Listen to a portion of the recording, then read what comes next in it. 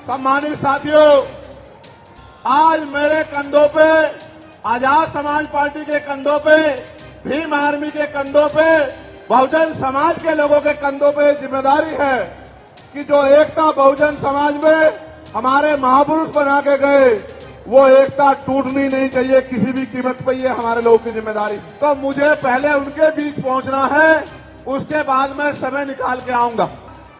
मुझे उम्मीद नहीं थी कि इतना प्यार और सम्मान मिलेगा। व्यवस्था हो रही है।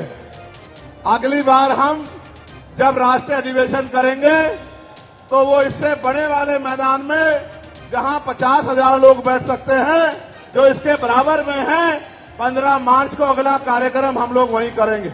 इस बात को शुरू करते हुए बहुजन समाज में सभी जाति धर्मों में जन्मे सभी संतों, गुरुओं और महान पुरुषों को नमन करता हूं।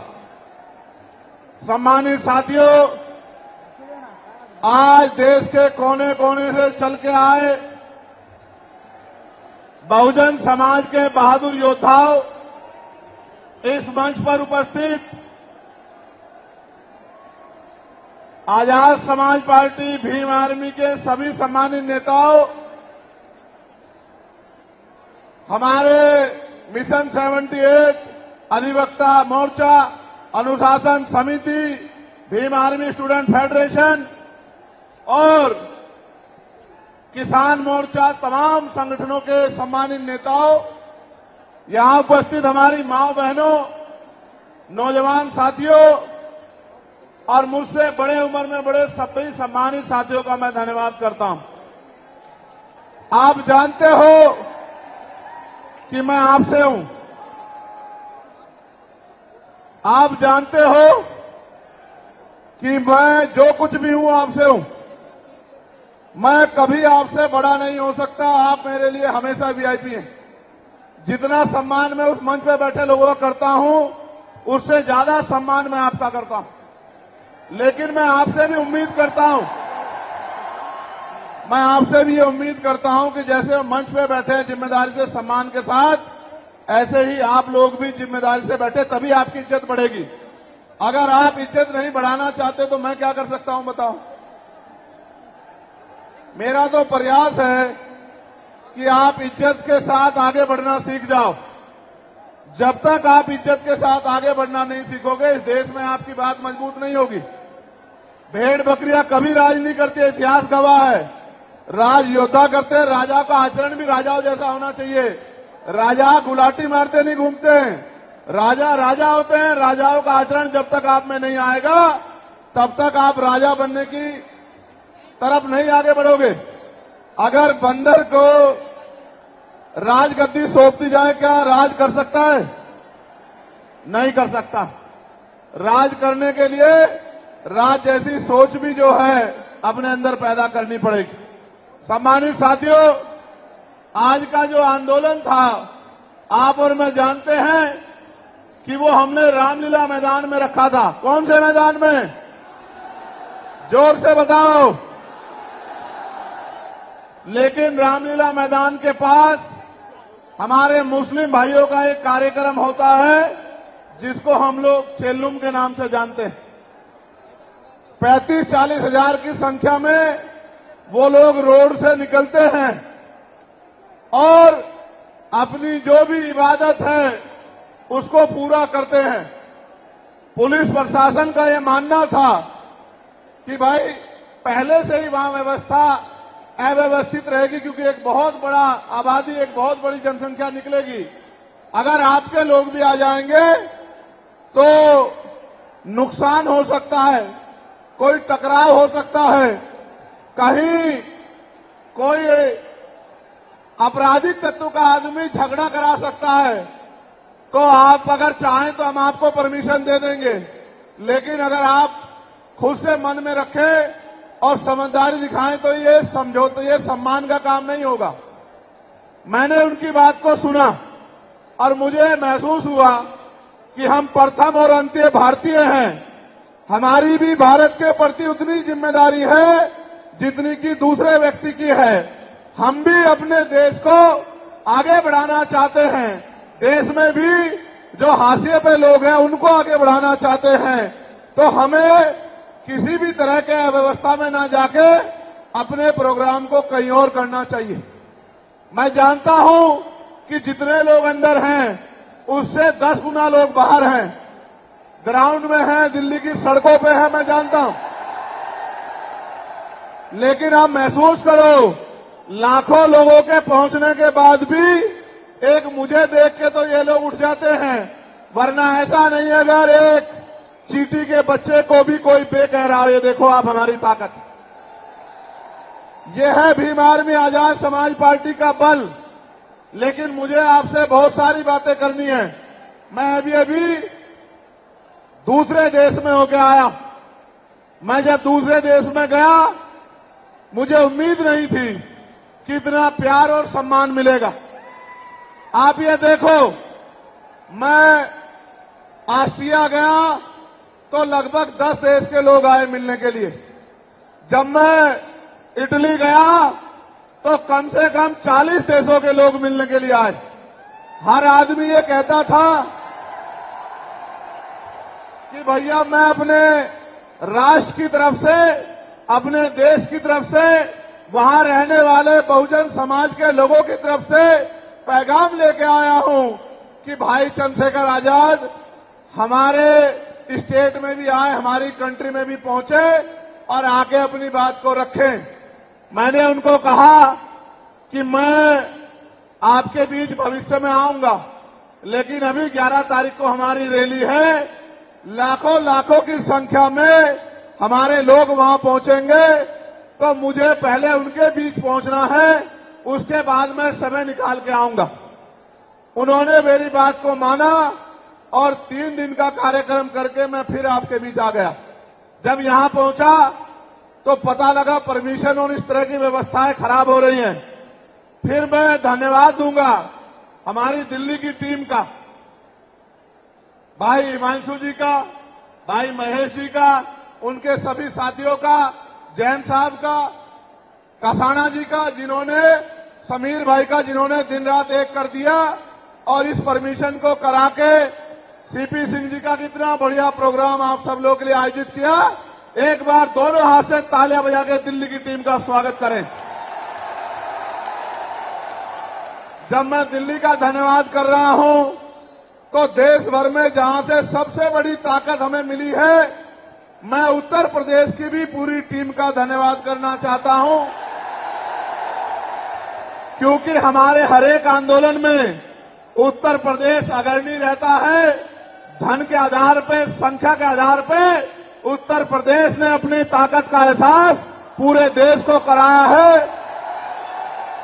तो मैं उत्तर प्रदेश के प्रदेश अध्यक्ष का, वहां हमारे राष्ट्रीय कमेटी के सभी साथियों का, जो राष्ट्रीय कोर कमेटी के लोग रहते हैं, प्रदेश के पदाधिकारियों का, जिला विधानसभा के संगठनों का, हमारे भीम आर्मी के प्रदेश अध्यक्ष जी का, सभी साथियों का भी बहुत बहुत धन्यवाद करता हूं। एक बार इनके लिए भी जोरदार ताली हो जाए।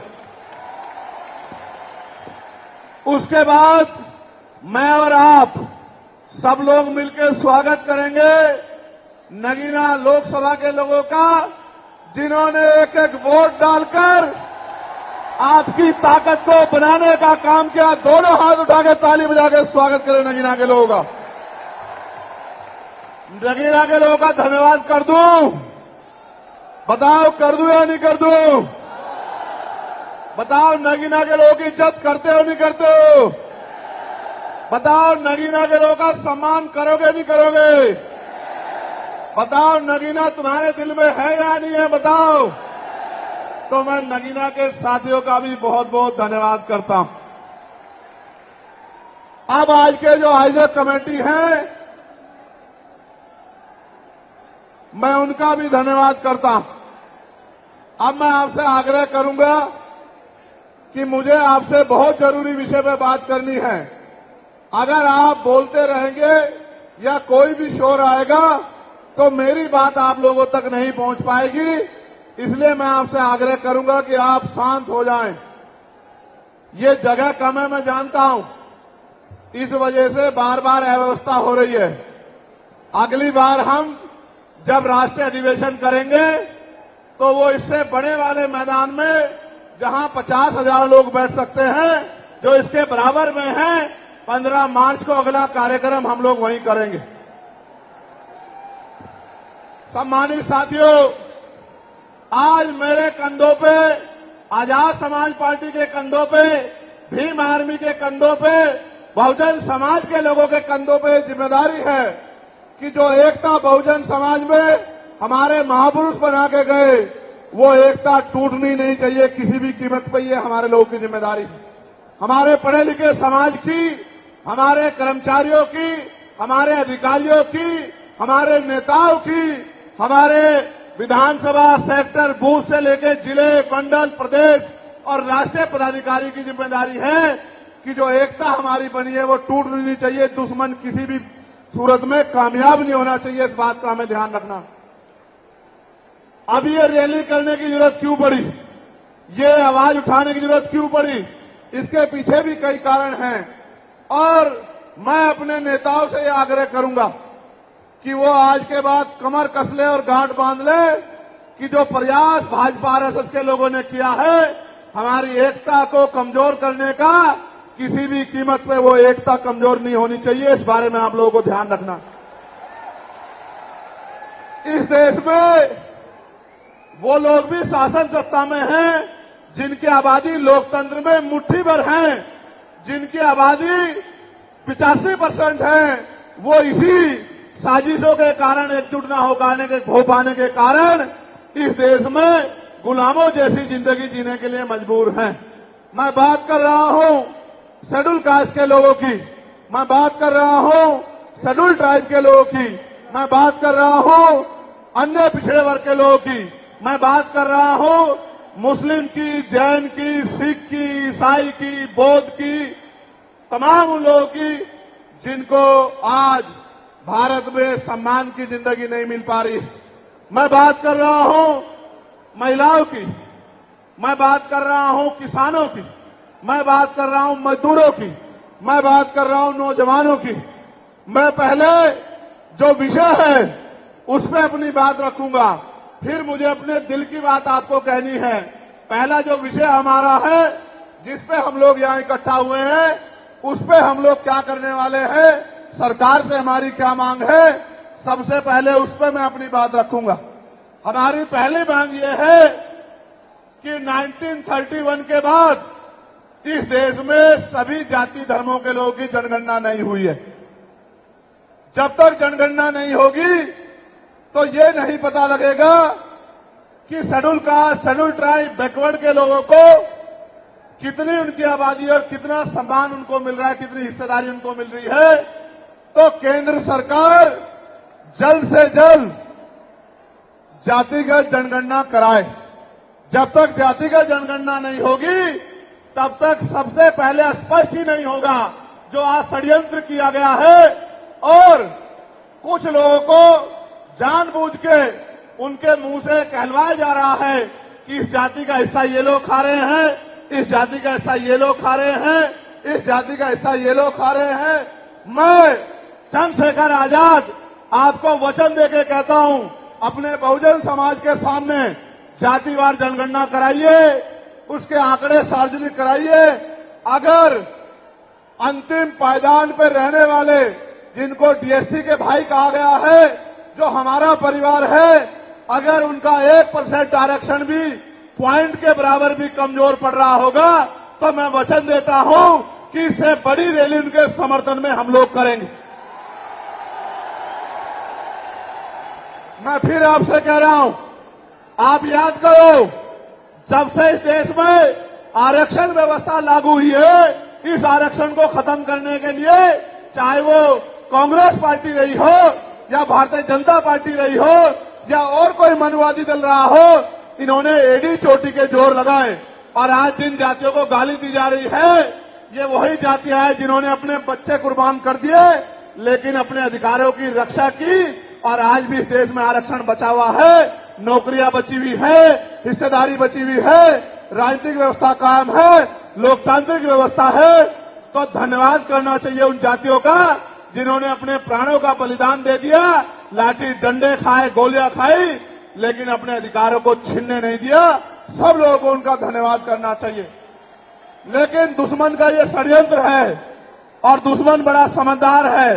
दुश्मन जानता है कि 2 अप्रैल 2018 के बाद में ये दलित समाज एकजुट हो गया था।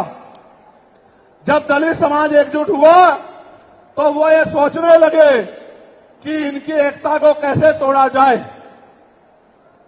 आप और मैं जानते हैं, जब हम मुट्ठी बनकर रहेंगे तो कोई हमारे अधिकारों को नहीं छीन सकता। लेकिन जब जब हम बट जाएंगे, एक उदाहरण के तौर पे बताता हूं, अगर आप झाड़ू की सिक्कों को इकट्ठा कर दोगे, वो सिक्के जो हैं एकजुट हो जाएंगे, उनको बांध दिया जाएगा तो वो सारा कचरा साफ कर देंगे।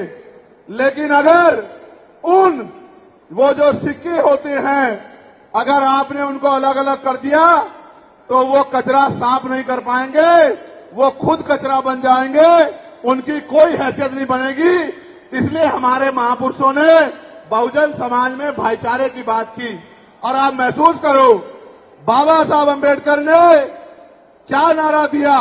शिक्षित बनो, संगठित रहो और संघर्ष करो। हमें शिक्षित भी बनना है, संगठित भी होना है और अपने विरोधियों बैरियों के खिलाफ संघर्ष भी करना है, अपने अधिकारों के लिए संघर्ष भी करना है। मैं जब देश के बाहर गया तो मैंने देखा कि वो लोग तरक्की कर रहे हैं, उनकी जिंदगी खुशहाल है, उनकी जिंदगी अच्छी बन रही है। लेकिन उनकी जिंदगी तो अच्छी बन रही है, लेकिन 75 साल की आजादी के बाद आज भी भारत में 80% लोग ऐसे हैं जो रोटी कपड़ा मकान से वंचित है, जिनको इज्जत की जिंदगी नहीं मिल रही। तो मैं ये देख रहा था, मुझे बड़ी खुशी हो रही थी। लेकिन जब मैं भारत की तरफ देखता हूं तो बड़ी निराशा हाथ लगती है। फिर ये महसूस करता हूं कि आज जो कुछ हमारे पास है वो हमारे महान पुरुषों की संघर्ष की वजह से है। अगर हमारे महान पुरुष संघर्ष नहीं करते तो जो आज हमें मिला है ये भी हमें किसी कीमत पे नहीं मिलता। आप जानते हैं, हमेशा आरक्षण के खिलाफ चाहे सुप्रीम कोर्ट हो या मनुवादी दल हो, सब लोगों ने आरक्षण को समाप्त करवाने के लिए एड़ी चोटी के जोर लगा दिए। और इसका सबसे बड़ा हमला इस पे कब हुआ? जब 10% ईडब्ल्यूएस लागू हुआ। मुझे माफी चाहते हुए कहना है कि हमारे दलों ने भी हाथ उठा के, जो हमारे पूर्व के दल थे, उनका समर्थन किया, जबकि वो आरक्षण पे सबसे बड़ा हमला था। अगर उसी दिन हम लोगों ने सड़कों पर निकल के अपनी आवाज को उठाया होता तो किसी की मां ने दूध नहीं पिलाया होता कि वो दोबारा आरक्षण पे हमला करने के बारे में सोच लेता। ये भाजपा के लोग जो सत्ता में बैठे हैं, इन्होंने वोट तो आपसे हमसे ली धर्म के नाम पे, भाईचारे के नाम पे, लेकिन सत्ता में आके ये लोग अपने लोगों का काम करने लगे, अपने महापुरुषों की विचारधारा को आगे बढ़ाने लगे और हम लोग रोटी रोटी के लिए मोहताज लोग, जुल्म जाति के शिकार लोग परेशानी की जिंदगी जीने लगे। मैं चाहता हूं कि जो जिंदगी हमारे लोग ऑस्ट्रेलिया में जी रहे हैं, ऑस्ट्रिया में जी रहे हैं, इटली में जी रहे हैं, यूरोप में जी रहे हैं, पूरे अमेरिका में जी रहे हैं, कनाडा में जी रहे हैं, हॉलैंड में जी रहे हैं, नीदरलैंड में जी रहे हैं, ऐसी जिंदगी की व्यवस्था भारत में भी हो। लेकिन ये तभी संभव है जब राजनीतिक शक्ति हमारे पास हो। अगर राजनीतिक शक्ति भाजपा और कांग्रेस के पास रहेगी तो हम लोग इज्जत की जिंदगी देश में नहीं जी सकते। इस बात को आप लोग मेरी ध्यान रखना। ये मैं नहीं कह रहा हूं, ये बाबा साहब अंबेडकर ने कहा, political power is the master की। राजनीतिक सत्ता वो चाबी है जो आपकी सारी परेशानियों का हल कर देगी। और राजनीतिक सत्ता जिनके पास है, उनके लोग हजारों हजारों करोड़ रुपए लेके भाग जाते। उनके लोग, उनके पूंजीपतियों के लाखों लाखों करोड़ रुपए माफ कर दिए जाते। लेकिन अगर आपका 10,000 रुपए का बिल भी बाकी हो तो 10,000 रुपए का बिल भी अगर आप नहीं दोगे तो मुकदमा लिख के आपको जेल भेजने का काम सरकार कर देगी और आपके घर की कुर्की भी करा देगी। आप किसानों का, मजदूरों का हाल देख लो, आप नौजवानों का हाल देख लो, इस देश में क्या है। तो हमारी सबसे बड़ी मांग ये है, आप समर्थन करके बताना कि कि आप इस पर सहमत हो या नहीं हो। बताओ, जातिवार जनगणना होनी चाहिए नहीं होनी चाहिए? एक सुर में बताओ, होनी चाहिए नहीं होनी चाहिए? साथ साथ इस देश में जातिवार जनगणना के साथ साथ जितने भी सरकारी संस्थान हैं, चाहे वो जुडिशरी हो, जहां से हमारे खिलाफ लगातार फैसले आते हैं, चाहे वो आर्मी हो, चाहे वो और कोई सरकारी संस्था हो, सब लोग सब जगह पे आरक्षण व्यवस्था लागू होनी चाहिए। बताओ, होनी चाहिए नहीं होनी चाहिए? दोनों हाथ उठा के बताओ, होनी चाहिए नहीं होनी चाहिए? बहुत अच्छी बात। साथ साथ हमारी ये भी मांग है, जो मैंने पार्लियामेंट में भी उठाई, कि निजी क्षेत्रों में आप इस बात को समझो गौर करके, इस देश में 2% सरकारी नौकरियां, कितने परसेंट? जोर से बताओ। 98% प्राइवेट सेक्टर है। कुछ ऑर्गेनाइज है, कुछ अनऑर्गेनाइज है। आप ये देखो, 2% में तो बंटवारा है, लेकिन 98% पे पुरानी सत्ता वाले लोग और आज की सत्ता वाले लोग सांप की तरह कुंडली मार के बैठे हैं। ना वहां SC/ST के लोगों का कोई प्रतिनिधित्व है, ना OBC के लोगों का है, ना ही मुस्लिम लोगों का है। तो हमारी मांग ये भी है कि अब समय आ गया है कि निजी क्षेत्रों में भी आरक्षण की व्यवस्था होनी चाहिए। होनी चाहिए नहीं होनी चाहिए? बताओ, दोनों हाथ उठा के बताओ, जोर से बताओ, होनी चाहिए नहीं होनी चाहिए? Very good, very good. साथ साथ हमारी ये मांग है कि प्रमोशन में रिजर्वेशन भी इस देश में लागू होना चाहिए। शेड्यूल कास्ट, शेड्यूल ट्राइब और बैकवर्ड के लोगों के लिए प्रमोशन में रिजर्वेशन भी सरकारी संस्थानों में लागू होना चाहिए। लागू होना चाहिए, लागू होना चाहिए? बताओ, जोर से बताओ। हमारी ये भी मांग है कि मंडल कमीशन की बाकी सिफारिशें भी लागू होनी चाहिए, क्योंकि जब तक मंडल कमीशन की बाकी सिफारिशें लागू नहीं होगी, तब तक पिछड़े वर्ग के लोगों को बराबर की हिस्सेदारी और सम्मान नहीं मिलेगी। हमारी ये भी मांग है, सरकार कह रही है कि क्रीमी लेयर लागू करना चाहिए, और जज साहब भी कह रहे हैं क्रीमी लेयर लागू करना चाहिए। मैंने पार्लियामेंट में पूछा कि भारत में कितने शेड्यूल कास्ट के लोग, शेड्यूल ट्राइब के लोग अरबपति बन गए, इसका डाटा आपको सार्वजनिक करना चाहिए, आर्थिक आंकड़े सार्वजनिक करने चाहिए। तब हमें पता लगेगा कि क्रीमी लेयर की स्थिति में हम आए या नहीं आए।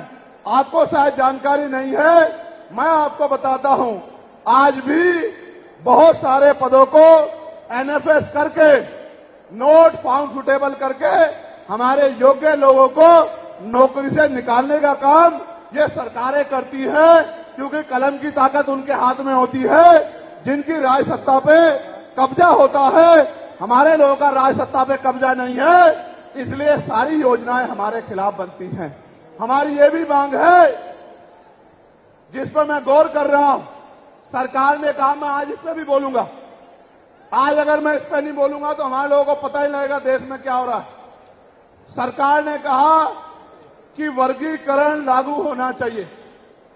मैंने आपको बताया कि बातें तो बहुत लोग करते हैं, लेकिन जब आरक्षण पे हमला होता है, जब और किसी तरीके से आरक्षण को खत्म किया जाता है, जब गांव-गांव जाके लोगों को समझाने का प्रयास किया जाता है, तब जिन जातियों को आज सरकार के इशारे पे गाली दी जा रही है, उनको ही उन्हीं की जिम्मेदारी मान के लोग घर में बैठ जाते हैं कि भाई यही आरक्षण की रक्षा करेंगे, यही अधिकारों की रक्षा करेंगे।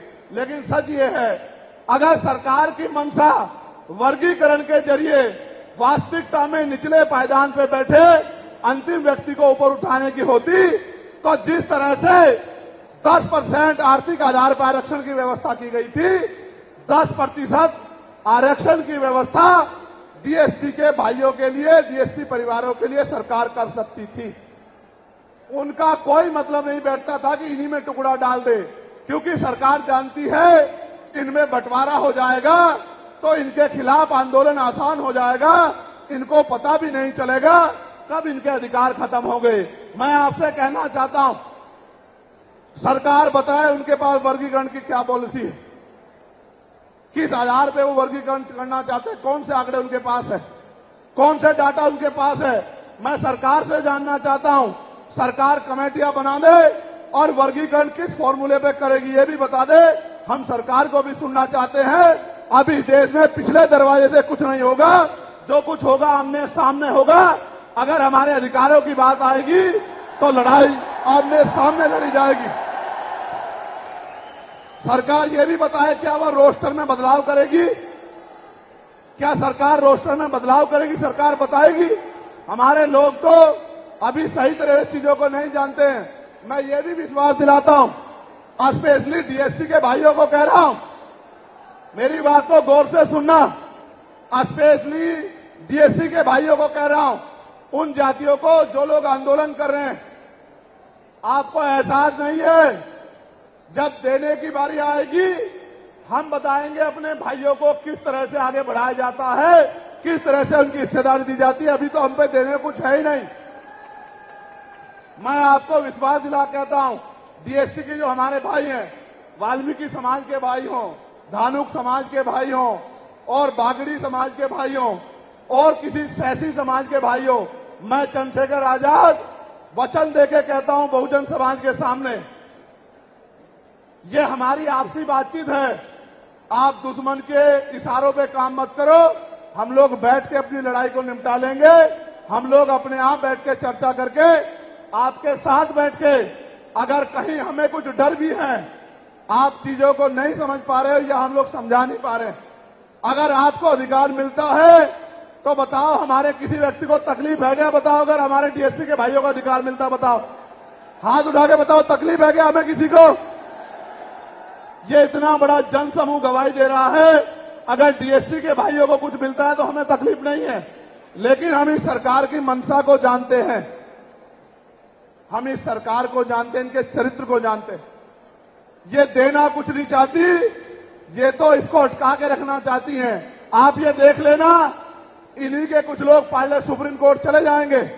जैसे उदाहरण के तौर पे गौर करो, 69,000 शिक्षक भर्ती में सरकार ने 20,000 पदों पे घोटाला किया। हम लोगों ने आंदोलन किया तो सरकार ने 6,800 नियुक्ति की लिस्ट जारी की। फिर अपने लोगों को हाईकोर्ट भेज के उस पर रोक लगवा दी। फिर हाईकोर्ट पे फिर हमारे लोग लड़े तो उन्होंने कहा दोबारा लिस्ट जारी करो, इनको अधिकार मिलना चाहिए। तो वोट लेने के लिए हमारे लोगों के सामने कहा कि भाई मिलना चाहिए, हम समर्थन करते हैं। लेकिन अपने लोगों को सुप्रीम कोर्ट भेज दिया और सुप्रीम कोर्ट में इनके बैठे जजों ने फिर से उस पर रोक लगा दी। इसलिए हमें इनकी नीयत पे शक होता है। मुझे डर ये भी है, अगर ये अधिकार स्टेट गवर्नमेंट को दे दिए गए तो ये कॉन्स्टिट्यूशन का तो बहुत बड़ा वॉयलेशन होगा ही, 340 का, 341 का, लेकिन AB का। लेकिन सबसे बड़ा खतरा ये है कि कल जो सरकार सत्ता में आएगी वो किसी भी अन्य जाति के लोगों को शेड्यूल कास्ट में उनको शामिल करके आपके पूरे अधिकार को छीन बीन कर सकती है। अगर ये पावर स्टेट को मिल गई, हमें सरकार की मंशा पे सिर्फ शक है। हमने ये भी मांग किया, आपको याद होगा, यूपी के साथी हमारे जानते हैं, हमने 2 साल पहले, पौने 2 साल पहले मांग की थी कि जो 52% ओबीसी हैं उनको 27% रिजर्वेशन सुप्रीम कोर्ट के लोगों ने दिया। आबादी से आधा सुप्रीम कोर्ट ने मंडल कमीशन की रिपोर्ट के बाद ना चाहते हुए सरकार ने कर दिया, तो सुप्रीम कोर्ट ने अपने तरीके से रोक लगा के 27% दिया। हमने मांग की पौने 2 साल पहले यूपी में, गोरखपुर में पीसी करके, कि ओबीसी की आबादी तो 52% ही है, तो 15%, 27% से अलग 15% आरक्षण की व्यवस्था अलग से अति पिछड़ी जातियों को करानी चाहिए। मांग हमने पौने 2 साल पहले उत्तर प्रदेश में उठाई थी। उसके बाद उसी दिन हमने मांग उठाई, क्योंकि हमें नया चरित्र है। हम बाबा साहब अम्बेडकर को, माननीय काशीराम साहब को अपना नेता मानते हैं। हम ज्योतिबा फूले साहू जी महाराज को अपना नेता मानते हैं। हमने मांग उठाई थी, हम मामना रामसू वर्मा और सर छोटू राम को अपना नेता मानते हैं। हम चौधरी महाराज सिंह भारती को अपना नेता मानते हैं। हम कोतवाल धन सिंह गुर्जर को अपना नेता मानते हैं। हमने मांग उठाई थी कि भाई हमारी आबादी बढ़ रही है। 2011 के बाद जनगणना नहीं हुई और जो जनगणना हुई उसके आंकड़े जारी नहीं हुए। इसलिए हम लोग मांग करते हैं कि जिन जातियों को अवसर नहीं मिले पहले तो उनको तैयार किया जाए और फिर उनको 5% अतिरिक्त आरक्षण शेड्यूल कास्ट में 15% अतिरिक्त देकर उनको मुख्य धारा में लाया जाए। जब हम 2 साल पहले इसकी मांग कर रहे हैं तो हम डीएससी के भाइयों के विरोधी कैसे हो सकते हैं, आप लोग बताओ। तब तो वो आंदोलन भी नहीं चला रहे थे, हम तो आंदोलन चला के मांग कर रहे थे कि मिलना चाहिए मिलना चाहिए। लेकिन मैं आज भी कहता हूं हमारी ये मांग है कि अब समय आ गया देश में कि आरक्षण की सीमा बढ़ाई जानी चाहिए, आरक्षण की कैप खत्म की जानी चाहिए और 100% रिजर्वेशन इस देश में लागू होना चाहिए। जिसकी जितनी संख्या भारी उसकी उतनी हिस्सेदारी का लाभ उनको मिलना चाहिए। आप फिर कह रहा हूं जातिगत जनगणना कराओ और 100% आरक्षण करो। मैं तो स्वर्ण जातियों का सबसे बड़ा हितैषी हूं, उनको 10% आरक्षण क्यों दे रहे हो? मेरी ये मांग है। मैं तो अपने लोगों के आरक्षण में से भी उनके लिए मांग करता हूं। उनकी आबादी तो 15% भी नहीं है। मैं ये कहता हूं कि उनका अलग से ब्लॉक बना के उनको 20% आरक्षण सरकार को देना चाहिए और 80% आरक्षण को SC, ST, OBC के लिए फ्री कर देना चाहिए। जबकि काशीराम साहब तो 85% की बात करते थे, लेकिन मैं समझता हूं कि उनमें भी लोग गरीब हैं, इसलिए मैं उनका 5% और बढ़ा रहा हूं। लेकिन पहले देश को ये तो बता दो जातिगत जनगणना करा के कि भाई अभी तक उनका प्रतिनिधित्व कितना है, अभी तक उनकी सरकारी नौकरियों में हिस्सेदारी कितनी है और कितनी कमी उनकी है जो आपने 10% उनको दे दिया। आज हम लोग एक और मांग भी उठाते हैं कि कास्ट का आरक्षण बढ़ा के उसकी संख्या के आधार पे 25% करना चाहिए। बताओ सहमत हो नहीं सहमत हो? जोर से हाथ उठा के दोनों हाथ उठा के बताओ सहमत हो नहीं सहमत हो? तो ये हमारी वो मांगे हैं जिनके लिए आज हम लोग यहां इकट्ठा हुए हैं। और हम इकट्ठा नहीं हुए आज तो मजबूरी या अपने देश से प्यार था कि हमने अपने आंदोलन को बदलाव कर लिया। अगली बार अधिवेशन तो होगा इंदौर में, लेकिन जब तो इस बार एक और बड़ा आंदोलन रामलीला मैदान में और रामलीला मैदान से अपनी ही पार्लियामेंट का